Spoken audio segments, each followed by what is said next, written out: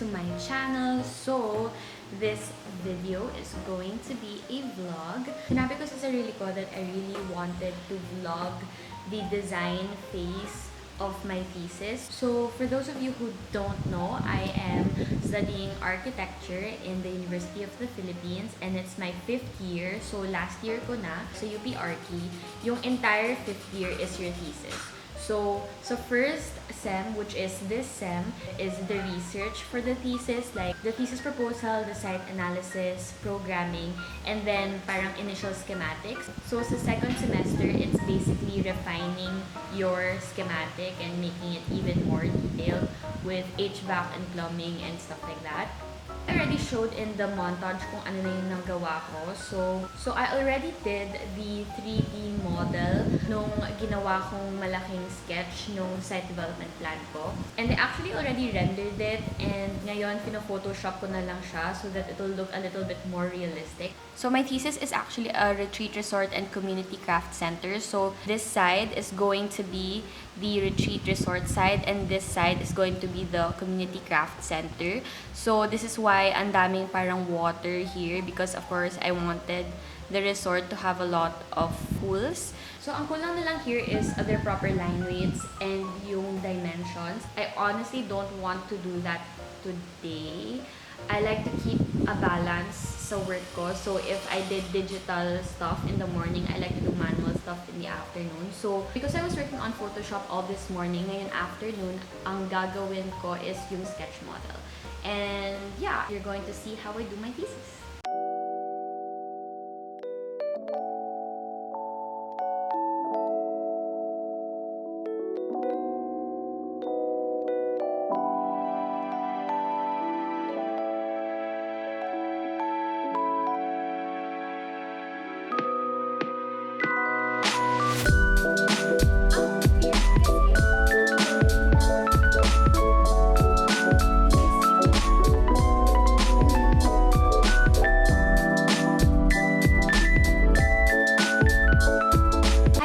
So, ngayon, Monday na.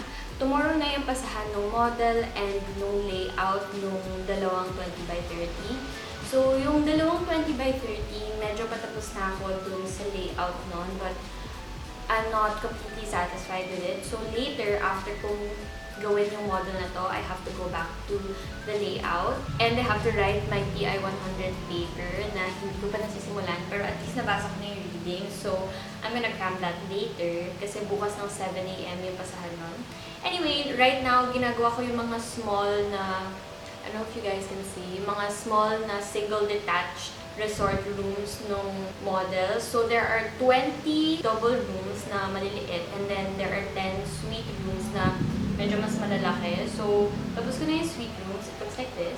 So, I'm just going to continue doing this and then I'm going to show you guys how I'm going to glue it and then hopefully mag-connect sila nicely kasi they'll all be connected by the small little bridge no model. I don't know. I'm really excited about how that's going to turn out. And yeah!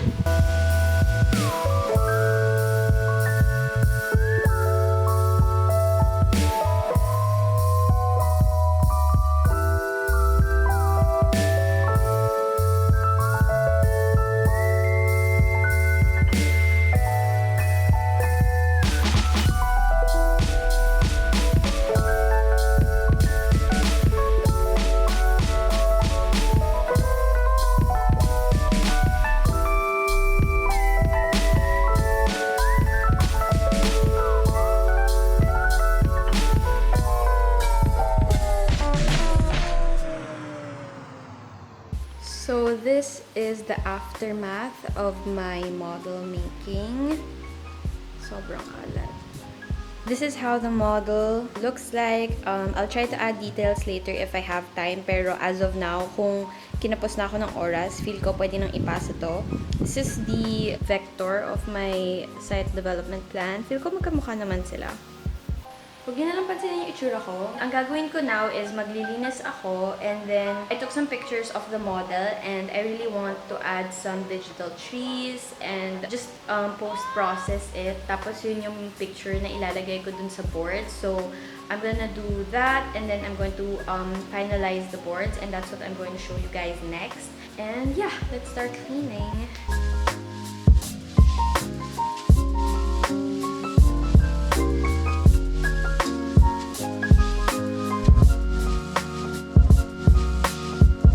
Okay, so here I have one of the pictures na I'm going to edit. The first thing I did was remove the background kasi tinake ko to sa garahe namin. So, kita dyan yung plants and other things namin. And I just deleted the background. And then, I just added trees. Because of my camera, medyo blurred yung dito sa part na to. So, when I added the trees, I made sure na medyo clear yung trees na nasa bandang likod and then blurred yung trees na nandito sa foreground para mukhang part siya nung picture. I also like to add light. The light layer is actually 3 sub-layers. First is the light source, which is right there. I don't know if you guys noticed, pero I concentrated like a source of light here. So parang kunwari dyan galing yung sun. Then I added God rays. They're basically just rays, literally just painting the rays with the brush tool, tas in-overlay ko lang. And then I like to put this white cast. Gusto kong mas light yung entire picture in general. For the background, naghanap lang ako ng pictures ng mountains sa Google, and then I just put that at the back. And then, when I was happy with this picture, I put it on my board. So, andito na siya. So, this is the site development plan that I've been working on this entire week. It's already rendered and all that good stuff. And then, at the top is the sketches. Here, it's for the form, and here is the initial sketch I did to come up with the site development plan. This, I'm probably going to change because I don't like how the colors look like now na andito yung picture na to. So I might remove this. Para the palette is more on just like yellows and browns. Look, I just got the letter on Friday and I didn't know how to tell you. I'm really happy for you. Okay. Damn it to you. Eh?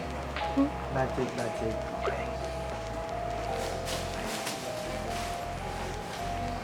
Let's go have some fun.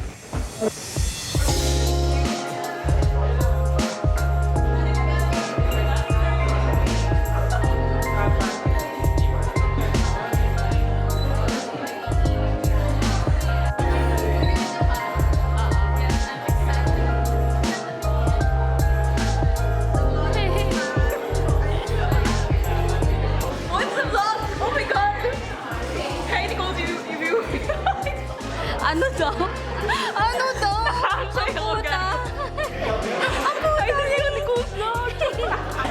Gusto ko nakapasok ka sa video eh. Ay, video. Ano na? Ayusin mo, ayusin mo. Sa vlog? Happy